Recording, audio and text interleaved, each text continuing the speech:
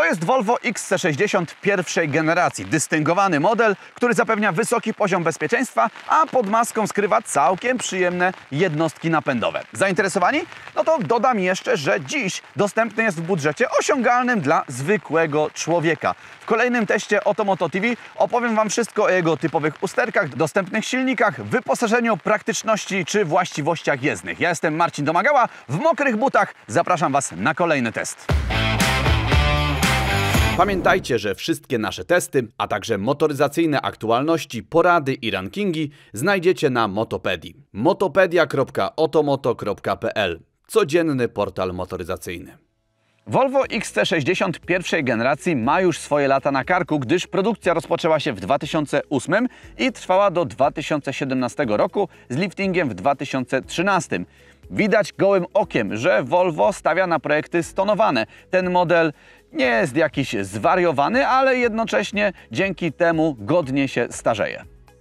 Maska z charakterystycznym, mocnym przetłoczeniem prowadzącym do przyzwoicie wyglądającego grilla z chromowaną ramką. Lampy o łagodnej aparycji z jednym zaostrzeniem. Poza ich częścią zasadniczą jest jeszcze małe pionowe światło dzienne tuż obok. Z boku widoczne przetłoczenie nad linią klamek, a na dole czarne osłony, ale tylko na drzwiach, a nie dookoła auta, jak to często bywa.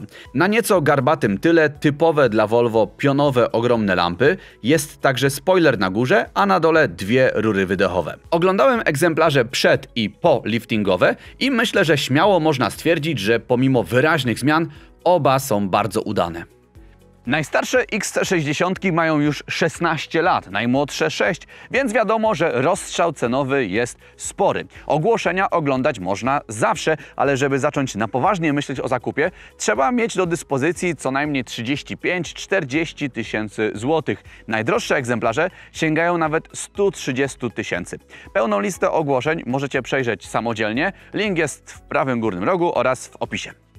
Wnętrze wygląda ładnie, minimalistycznie, na pewno nie czuć po nim, że ten samochód ma ponad 10 lat. Jak to w każdym Volvo z tamtego okresu, wygląda praktycznie identycznie, czyli mamy tutaj ten panel, który przyciąga najwięcej uwagi, a za nim ukrytą taką półeczkę, która może nie jest najbardziej praktyczna, ale jest to jakieś miejsce na przykład na telefon, a poza tym to rozwiązanie zaczyna się coraz częściej pojawiać we współczesnych autach, więc może wcale takie głupie nie jest.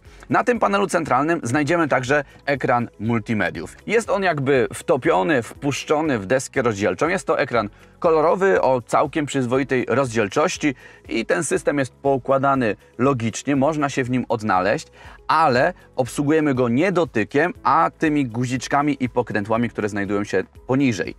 I teraz tak, z jednej strony powinno być prosto, bo każde pokrętło i każdy przycisk posiada jedną funkcję, ale z drugiej strony jest tego tutaj trochę za dużo. Mamy 4 pokrętła, więc jeśli ktoś będzie w tym samochodzie po raz pierwszy i zgłaśniając muzykę zacznie zmieniać ustawienia klimatyzacji, to wcale się nie zdziwię. Wymaga to pewnego przyzwyczajenia. Potem już powinno być z górki. Omawiałem ten panel wielokrotnie przy różnych testach Volvo, więc nie chcę się specjalnie rozwodzić. Mamy tutaj przyciski prowadzące do głównych kategorii, pokrętła od multimediów, pokrętła od klimatyzacji. Jest oczywiście nieśmiertelny ludzik przy sterowaniu klimatyzacją. No a tutaj poniżej przycisk od asystenta zjazdu ze wzniesienia oraz czujników parkowania. Cały ten element jest jakby ozdobą tego wnętrza, bo mamy tutaj coś a la szczotkowane aluminium, a także te chromowane plasticzki, a na szczycie wisienka w postaci dźwigni zmiany biegów, która przy użyciu tanich patentów z przezroczystym plastikiem i lustrzanym odbiciem pod spodem ma chyba imitować kryształ. No, w S90, którą testowaliśmy kiedyś, wyglądało to o niebo lepiej, ale może takie ciężkie początki tego trendu. Na środku mamy zasuwany schowek, w którym znajdują się 2 uchwyty na kubki, które mieszczą nasz kubek testowy. I choć jest on tutaj dosyć frywolny, to nie powinien się przewrócić podczas jazdy. Tuż obok jest gniazdo zapalniczki. Dalej podłokietnik jest mały, nie posiada żadnej regulacji, ale wewnątrz jest dość głęboki schowek, w którym znalazłem coś takiego. To jest pilot od multimediów. Niestety baterie rozładowane, nie mogę zobaczyć, czy działa, czy nie działa, ale czuć pieniądz. Taki premium się wydaje, ciężki, ładnie wykonany, no klasa, klasa, klasa. Schowek przed pasażerem jest bardzo duży, chociaż surowo wykończony. W środku mamy światełko i to tyle. Jeśli chodzi o jakość materiałów, to tak. Tutaj, no twardo, po prostu jest twardo. Tutaj wiadomo, że też twardo. Najgorsze jednak, i to nie jest pierwszy raz w Volvo, sporo elementów tutaj trzeszczy. No to już jest masakra. Tu jest powiedzmy ok. Na szczęście ten panel środkowy jest na tyle zgrabny, że jak się rozsiądziemy, to kolano nie powinno wchodzić w kontakt, ale jeśli będzie wchodzić w Waszym przypadku, no to będzie nieprzyjemnie, bo to jest twarde, a do tego ta krawędź jest dosyć ostra. Nasz egzemplarz ma 213 000 kilometrów przebiegu i ogólnie trzyma się w bardzo dobrej kondycji. No jedynie na tym szczotkowanym aluminium jest więcej szczotkowania niż pierwotnie. Takie uszkodzenia mechaniczne od jakiegoś kluczyka czy innych spadających elementów. Kierownica regulowana jest w dwóch płaszczyznach. W szerokim zakresie.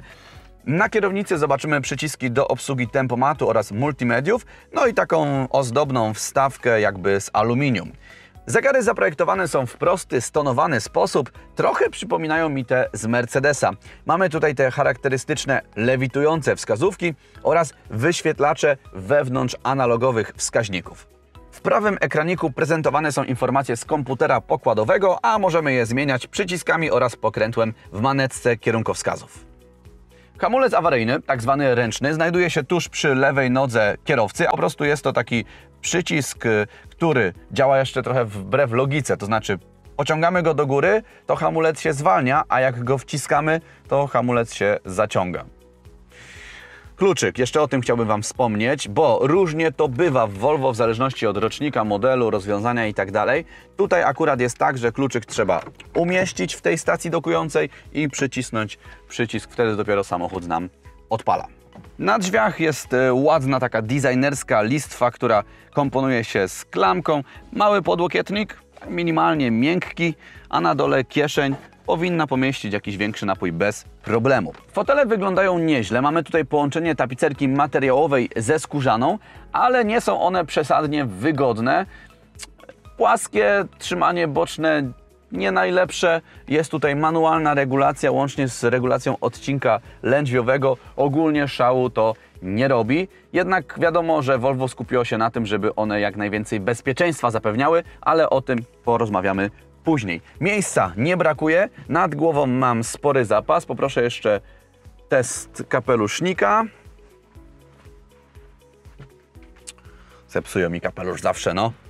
Ale nadal ten zapas jest. Po co ten kapelusz? Ano po to, żeby dodać mi kilka centymetrów wzrostu. Ja oryginalnie mam 177 cm, około 80 kg. Takie są moje gabaryty i to mam nadzieję, że Wam trochę pomaga w ocenie. Ja się mieszczę bez najmniejszych problemów. W tej sytuacji mam fotel opuszczony maksymalnie do dołu. Sprawdźmy tył. Z tyłu mamy takie poczucie, jakbyśmy siedzieli bardzo wysoko, ale i tak miejsca nad głową jest bardzo dużo, nawet chyba więcej niż z przodu. Poproszę kapelusz.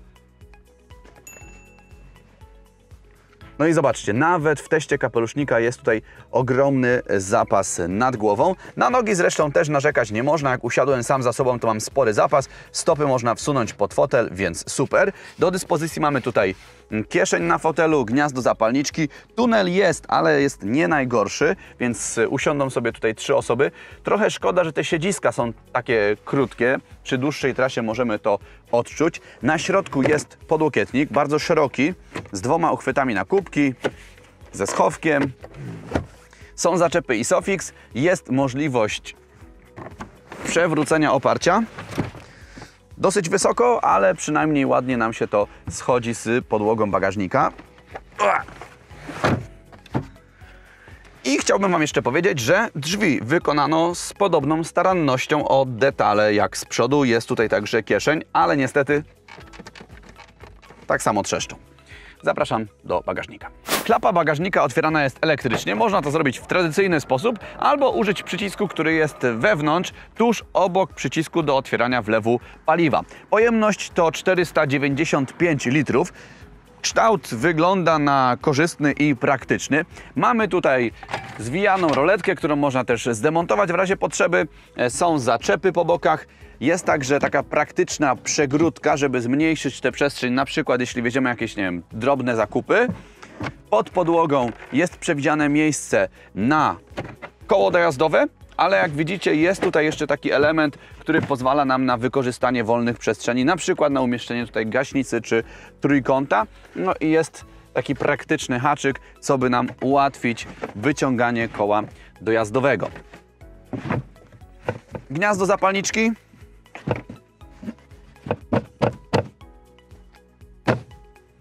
Gniazdo zapalniczki jest. No i to tyle. Czas na test walizek.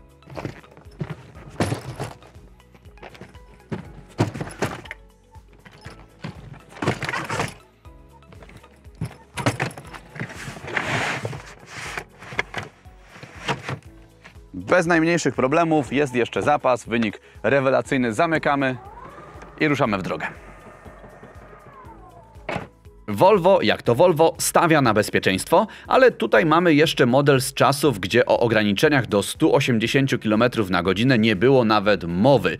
Nasz egzemplarz z 2012 roku ze wspaniałym 5-cylindrowym dieselkiem 2.4 o mocy 163 koni pozwala pojechać maksymalnie 195 km na godzinę, a do setki przyspiesza w 10,5 sekundy, a przy tym wydaje przyjemny pomruk.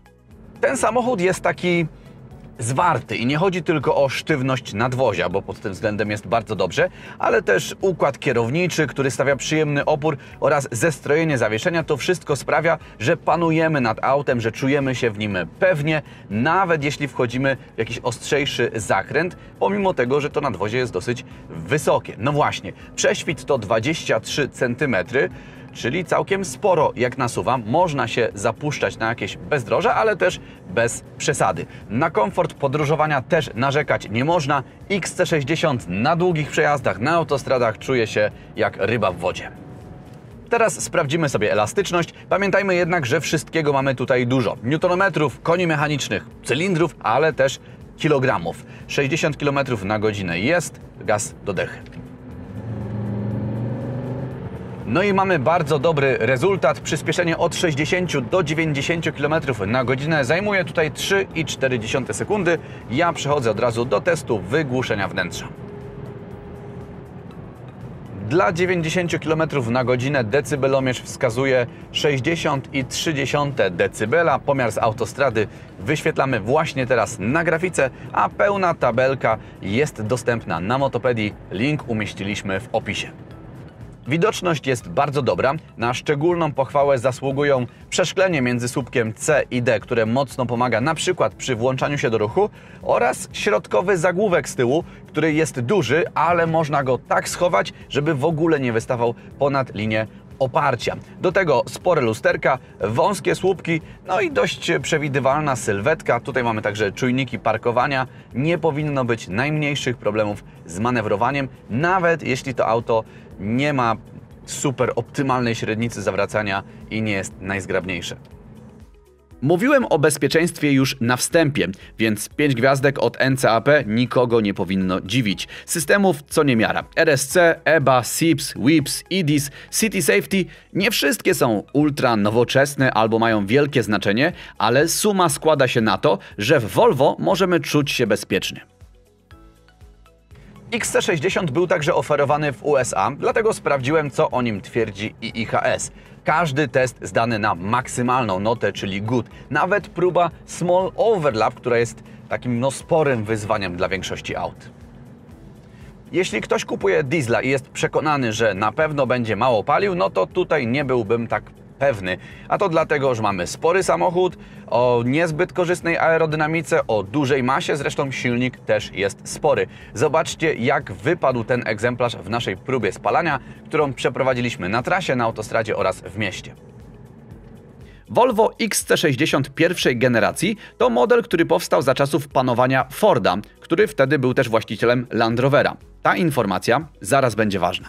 A skoro Ford, to XT60 jest zbudowany na płycie podłogowej EUCD i w ogóle sporo elementów z Forda trafiło właśnie do tego modelu. A Land Rover dał system HDC, który pomaga kontrolować zjazd ze wzniesienia. Natomiast napęd na 4 koła to Haldex. W silnikach też jest miks. Najmniejsze jednostki benzynowe to dobrze znane z Fordów 2.0 R4 EcoBoost. Niby nieduże, ale dzięki bezpośredniemu wtryskowi i turbo osiągają 203 oraz 240 koni mechanicznych. Jednostki dość popularne i dopracowane. Występują w wielu modelach, co ogólnie można uznać za zaletę. Po liftingu nadal mamy silnik 2.0, ale jego pojemność zwiększyła się o 30 cm3. Są to jednostki z rodziny VEA, Volvo Engine Architecture. Moc większa, bo 245 i 306 koni mechanicznych i osiągi też więcej niż dobre. W porywach 6,9 sekundy do setki. Mamy jeszcze opcję R5, czyli turbodoładowaną 5-cylindrową rzędówkę o pojemności 2,5 litra. Znany silnik występujący też w Fordach i to często tych fajniejszych. Moc to solidne 254 konie mechaniczne. Dalej już R6, 3 litry generujące 285 i 304 konie. Uwaga, bo podobną moc ma 2.0 i żeby się nie okazało, że ktoś dopiero po zakupie zauważy, że ma o 2 cylindry za dużo albo za mało. Uwaga, zabawna sytuacja. Największy silnik w gamie ma pojemność 3.2 i 6 cylindrów w rzędzie. Generuje 238 lub 243 konie mechaniczne, ale przez brak turbo i ogólnie dość klasyczną konstrukcję wychodzi na to, że jest to opcja z najgorszym czasem przyspieszenia do 100 km na godzinę. 9, a według niektórych źródeł nawet 10 sekund. No i pali niemało. Przy wyborze diesla trzeba być uważnym. Chodzi o to, że dwulitrówka może mieć 4 lub 5 cylindrów w rzędzie. R5 generuje 136 lub 163 konie mechaniczne, natomiast 2.0 R4 to nowsza jednostka, która wyparła 5-cylindrówkę i osiąga 150, 182 lub 190 koni mechanicznych. Pewnym ułatwieniem może być to, że pojemność skokowa w centymetrach sześciennych, taka precyzyjna, jest inna dla obu tych jednostek, więc dla pewności możemy te informacje sprawdzić w dowodzie rejestracyjnym. Dalej mamy słynne 2.4 z 5 cylindrami w niezliczonej liczbie wariantów mocowych. 163, 175, 181, 190, 205, 215 i 220 koni mechanicznych. Najsłabsza opcja osiąga setkę w 10,9 sekundy i 190 km na godzinę prędkości maksymalnej. Za to najmocniejsza 8,1 sekundy do setki i 210 km na godzinę VMAX. XT60 był długo produkowany i to na wielu rynkach. Pewnie to się mocno przyczyniło do dość skomplikowanej gamy silnikowej. Wersje silnikowe posiadają różne oznaczenia typu D3, D4, D5 i tak dalej, ale niewiele nam to pomaga. No dobra, D3 to jest 2.0, ok, ale przy D4 czy D5 już nie wiadomo, czy to 2.0, czy 2.4, ani jaka moc. Więc jeśli szukacie, to nie sugerujcie się na przykład oznaczeniem na klapie bagażnika, tylko wczytajcie się w szczegóły ogłoszenia albo w dowód rejestracyjny, żeby mieć pewność, że kupujecie to, czego szukacie. Dodatkowo niektóre jednostki mają oznaczenie Drive E, co oznacza, że jest to wersja bardziej ekologiczna, nastawiona na niskie zużycie. Silnik, skrzynia biegów zestrojone pod oszczędną jazdę, napęd tylko na przednią oś i tak dalej. Są dwa typy napędu do wyboru, na przednią oś albo na 4 koła Haldex. Skrzynie biegów to 6-biegowy manual lub automat o 6 lub 8 przełożeniach. My mamy tutaj 6-biegówkę, no i jest ona troszeczkę wolna, czasami łapie lekką zawiechę. Volvo XC60 zawiodło troszkę fanów marki. Jest mniej pancerne niż inne modele. Tak wynika z opinii o tym aucie, a może nabywcy mieli za wysokie oczekiwania? Trudno ocenić. Mimo wszystko nie jest to model bardzo awaryjny. Dwulitrowy diesel R5 miał niezbyt trwałe wtryski, do tego zdarzały się przypadki wypalenia uszczelki pod głowicą. Na początku piętą achillesową diesli był filtr DPF. Podobno po 2011 roku Volvo to poprawiło. Ogólnie to najtrwalsza jest wersja 2.4, jednak w tym przypadku przyjdzie nam płacić więcej na stacji paliw. Dwulitrowe benzyny cierpią na znaną przypadłość samochodów z bezpośrednim wtryskiem paliwa, czyli nagar odkładający się w dolocie. Ma to wpływ na osiągi oraz kulturę jazdy. Czyszczenie zazwyczaj rozwiązuje problem. Automatyczne skrzynie biegów noszą nazwę Geartronic i jeśli szarpią, przeciągają biegi albo dają objawy ślizgania się sprzęgła, to czekają nas spore wydatki. Do tanich nie należy także naprawa opcjonalnego adaptacyjnego zawieszenia, które też w XC60 można spotkać. Jeśli chodzi o elektronikę, to najbardziej irytujące są problemy z podnośnikami szyb oraz tylnej elektrycznej klapy. To może naprawdę popsuć humor. Opony i hamulce nie są zbyt trwałe, ale to bardziej wina masy i stylu jazdy niż samych podzespołów. Część użytkowników narzeka na skrzypiące wnętrze oraz lakier niskiej jakości. Spójrzmy jeszcze sobie na potencjalne wydatki związane z posiadaniem XC60. W pierwszej tabeli prezentujemy koszty przeglądu zerowego, który warto zrobić po zakupie auta używanego, a w drugiej koszty poważniejszych napraw mechanicznych i blacharskich. Jeśli szukacie części lub akcesoriów motoryzacyjnych, zapraszam Was na Otomoto Części. Link jest w prawym górnym rogu oraz w opisie. Jeśli chciałbyś nam udostępnić swój samochód do testu, napisz na adres youtube@otomoto.pl, a przed nami krótkie podsumowanie. Co nam się spodobało w XC60 pierwszej generacji? Stonowany design, który sprawia, że ten samochód godnie się starzeje i nadal wielu może się podobać, przestronne wnętrze i pakowny bagażnik oraz gama silnikowa, w której jest wiele fajnych jednostek, między innymi znane i lubiane R5. A co może wkurzać w tym modelu? To, że jest stosunkowo drogi, zarówno w zakupie, jak i utrzymaniu, a przy tym w środku jest troszeczkę niedociągnięć, na przykład to trzeszczenie. Najgorsze, że jest w miejscu, którego dotykamy i będziemy to słyszeć na co dzień. A ja już dziękuję Wam za oglądanie, zachęcam Was do subskrybowania tego kanału, zostawiania łapek w górę i pisania komentarzy. Mam także nadzieję, że czytacie Motopedię, na której umieszczamy wszystkie nasze testy, a także motoryzacyjne aktualności, rankingi, porady, dzieje się tam wiele ciekawego.